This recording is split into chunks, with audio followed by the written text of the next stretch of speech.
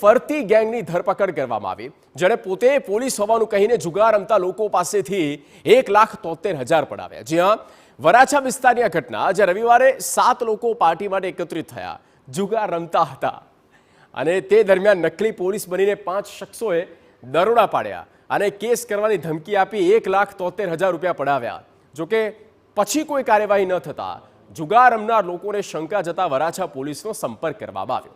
बाद પોલીસે તપાસ કરતા એ 4 શખ્સો નકલી હોવાનું ખુલ્યું। સીસીટીવીની તપાસ કરી તો ખબર પડી કે 4 શખ્સો કારખાનાની અંદર આવ્યા હતા અને એક વ્યક્તિ દાદર પાસે ધ્યાન રાખીને ઊભો હતો। પોલીસે શોધખોળ કરી મહેશ ડાંગર, લલિત ચૌહાણ અને આકાશ વાઘેલા નામના 3 શખ્સોને પકડી લીધા અને મુદ્દામાલ જપ્ત કરી લીધો। અન્ય 2 ફરાર આરોપીને વોન્ટેડ જાહેર કરી શોધખોળ કરવામાં આવી છે। टाइम पास करवा माटे पोते पैसा पानानो जुगार रमता था।